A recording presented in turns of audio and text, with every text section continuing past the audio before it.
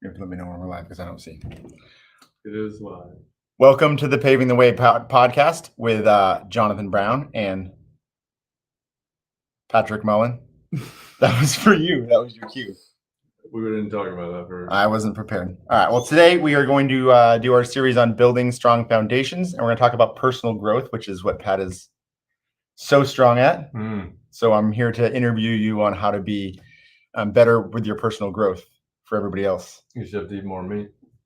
I think that's, I mean, and you'll personally that's part of it. I don't actually have meat on here, Your but muscles will start to grow then. We can put this one towards the end if you'd like. This is personal interior growth. Well, all right. I got you. You're going to turn that one too. So eat meat. Let's start there. Number one, we eat meat. So we're going to just talk about things that we can do to personally grow yourself. And I think this is more towards business owners, I'd say, geared towards business owners, because that's all we really know, right? So we have a lot of super cool slides. I'm not going to read them because you told me I'm not supposed to read them. It took me a couple episodes, but I don't. So we're going to talk about personal growth in the commercial construction industry. So I'm just jumping through a couple of these now because the goal is to get better at your personal growth. So the things what I had is there's impacts of personal growth and working on your personal growth and how it can impact your life. One of them is productivity, which I'm a big proponent of. I think you can be a lot better at productivity. If you're working on that, job satisfaction. That's why you're here. And career longevity. Those are really the big factors that you can improve yourself with by working on your personal growth. So in these, what we have is we have a couple, I think we have 4 points here that we're going to talk about of what we can work on to be better with your personal growth. Sorry. One of them is communication and how this is important. So what is communication? Defined. It can be written or oral. We're so childish. Oh, God. All right. So communication can be oral, yes, and written. Mm-hmm. So that's spoken or memos is what you're saying. That's what you were alluding to. Or yelling. Yeah. Actually, communication can take a lot of different forms. We do have a lot of forms of communication in our office. Some people are really good at yelling. Yes. But some people are not good at receiving yelling. What the hell? Yeah. What's wrong with those people? They were raised by pussies. I'm not sure if that word was supposed to be in there or not. So communication, I actually wrote some notes down of my own stuff that I think that why communication is important or what to do. So, communication is important. I think that's just goes without saying. Tips to improve your communication. And these are things that I work on. I think one is to set the expectation for everybody, your employees, your partners, everybody, is we set the expectation. And I've learned this a lot lately. If you tell people what you expect from them, you have a much better chance of getting it. If we don't communicate with them, we don't get there. Definitely. Right. And then people aren't successful and they wonder why and they don't know why because we didn't set the expectation. Well, that ties back to the personal growth where they're not going to know and you're not going to know what you want unless you sit down and actually think about it. Write it down, make a list. I like lists. I put everything I do into lists or it doesn't get done. Yeah. I think that you're saying too is not just your personal growth, it's then you're helping other people's personal growth. If you're just bullshitting them and giving them a bunch of stuff that doesn't matter, they're not going to grow and they can't learn from it and get better.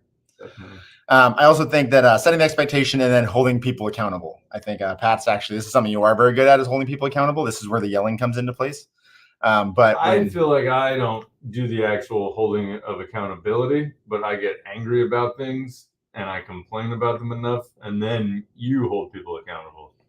I think that was the way it used to be. I think you've gotten a lot better at bringing project managers in and telling them, hey, this is wrong, or this shouldn't be this way, or make sure this doesn't happen. I think farther down, I have some other points that kind of talk about the way that we work with each other. But I think it's a big one, holding people accountable. I think we both do.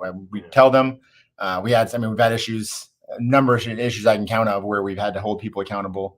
Because I've found I don't like firing somebody.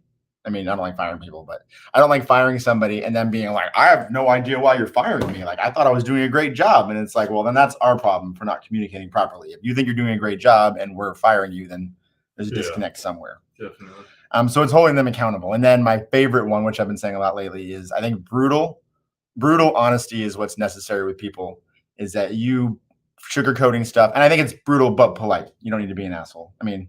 You can be. Yeah, it's hard to be brutal sometimes without coming off as being an asshole. No, I agree. But it's very difficult. But I think that's something to work towards. I think I've worked on that a lot lately, trying to be able to tell people like, hey, this is really getting messed up, and that stuff's not okay. But I think that's a big part of it, is being brutally honest with people and talking to them about what's not going well or what is going well. Yeah. As long as you don't tell them they're doing a good job, because I know I always mess that up. So that's communication. Second one is leadership. I think this is a big one that we both deal with, is having to lead it. And I think your favorite phrase is how you sum this one up. It says it on the side of our hats. We are a team. We are a team. I think for me, leadership is a team, right? I mean, like, we're helping to build the team and lead it, but I mean, that's how you build a team, or that's how you lead. Yeah. I think the only strategy, there's probably a lot of strategies for leadership, but our strategy is just to build a team. As a team, we can accomplish anything. We're a lot stronger than we are individually. And I think that really sums up the whole thing. I had some notes on this one though too, is that learning, lean. I mean, you got to, in building a team, you got to lean on your team. We got to let our teammates do their part.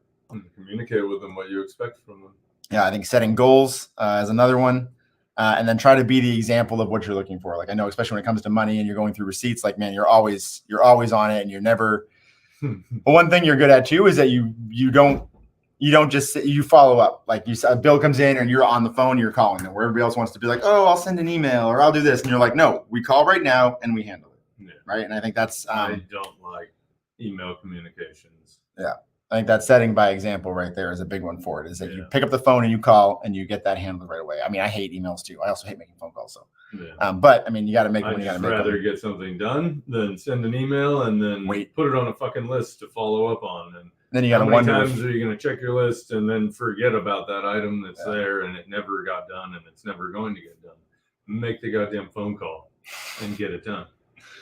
And then I think Pat and I say Pat and I, because as leaders, I mean, I think we're both leaders. We have other leaders here, but I think Pat and I, as leaders, it's good to find someone who can complement the other one. I think you and I complement each other very well. You yell at me and tell me what to do, and I do it. It's not always true. I email you sometimes. Text. I don't check my email, so that's true. On deaf ears. There's a lot of shit I get yelled at for that too, not checking my emails. Check your emails right now. Here, I'll pause this and check my emails. Let me go. Third one is problem solving. This is a great one. How do you problem solve? Yo. You. No, I mean, it all depends on the problem. It really depends on the problem. Some things you can handle yourself. Some things are better to let other people do. Yeah. I mean, it really depends on the circumstance and the individual or individuals you're dealing with. Are you dealing with a company? Are you don't know anybody over there? Are you dealing with an individual? Are you dealing with a county, an inspector? Are you dealing with a homeowner or someone who runs properties, project managers? There's different ways to go at different people. I don't care if so many of the project managers from city governments really like us. Where I care more, we care on the private side. I mean, I do care, but that's why we compliment each other. I'm not going to not charge them like I would not charge someone on the private side to do some work if it was extra, to keep and build a relationship where, well, it's different. It's different strategies and different ways of working. Yeah. Absolutely. I mean, but that's why we compliment, because you're focused on the money and I'm focused on the relationships also. So we kind of work together. Like, it's not just a company stance where we're like, oh, we don't care. We have this tag team where we work together. I think problem solving is a big one. And I think that goes, it's another team thing. I think team is, for my answer, my answer to everything is team, right? Yeah. Is we be team. We are team. We are team.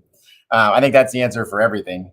For me, I get everyone's opinion. Like, we have a problem to solve, I start asking people. Like, I ask a lot of questions, which is something I learned from you too, is you always ask questions.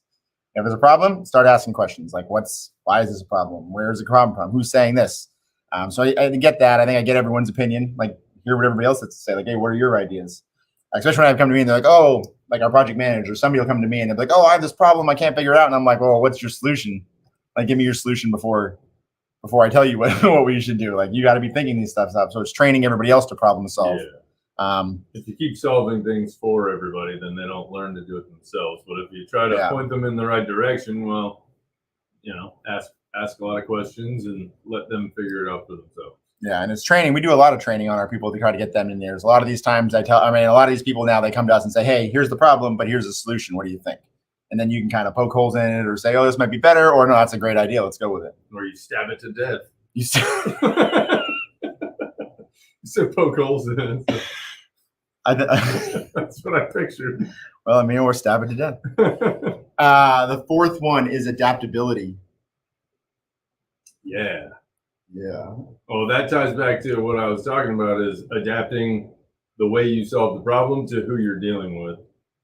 That's true too. Partially, you have to adapt the solutions to the circumstance. Adaptability is just basically the ability to go with the flow, right? To find a way, find a solution, to find a path to work forward. And I said this is a great one where you said, like, the public side, it's a much different solution than when you're dealing with the private side. Public side, I mean, it's all specs, it's all contracts, it's everything's very detailed on how things should work.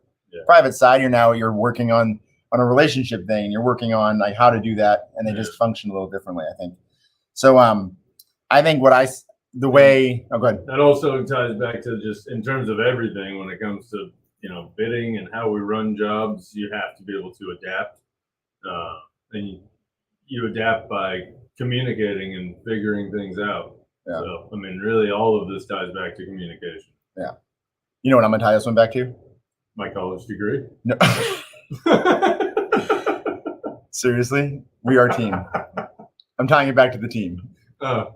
Were you upping me because I don't have college education? No. I have a year and a half of college, bro.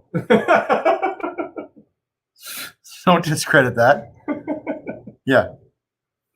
Theater arts was one of them. I took a theater arts class, so I mean, I get credit for that too. You don't have any of that.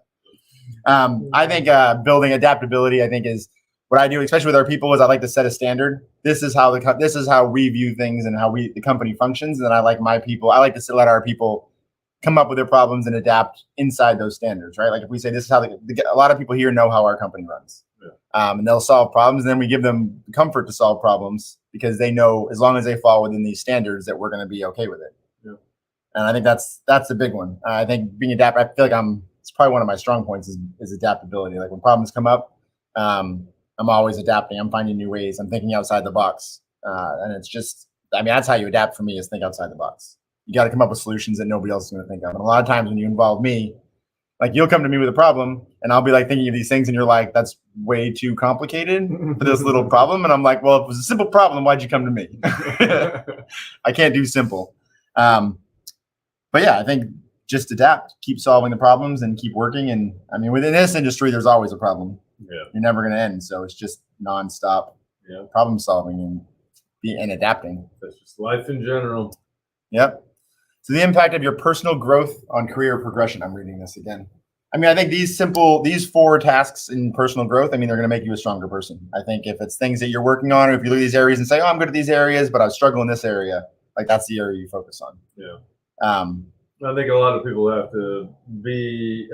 to want the growth and have to have a goal in mind of where they want to be, so they know they can set a roadmap to, their own progression of growth and figure out what they need to learn to get themselves to their endpoint. So out of those 4, communication, leadership, problem solving, adaptability, which one do I need to work on? You're next, so go for it. None. I'm not going to be nice like that. You can just go, because I don't know. I was just going to say yelling. And bragging about your college degree that I don't have. No, I think, I think everybody has, I think a lot of people on our team do really good with a lot of these. I like these things. I think these are keys to success for sure. I think everybody needs to work on every one of them all the time. Yeah. If you think I'm the greatest at this, and then you might be at this moment, but you won't be for long. Yeah. Well, I think that you need to constantly be growing and not think that you're ever done. Yeah. Because you're not. For sure. If you're not growing, you're dying. Yep. Awesome. So thanks for joining us for the Paving the Way podcast about personal growth, our building foundations series. That's just building virtual mental foundations, not concrete foundations, because we don't pour foundations. We just do flat work. So maybe this is building our flat work foundations. Check us out on Instagram, LinkedIn, everywhere else.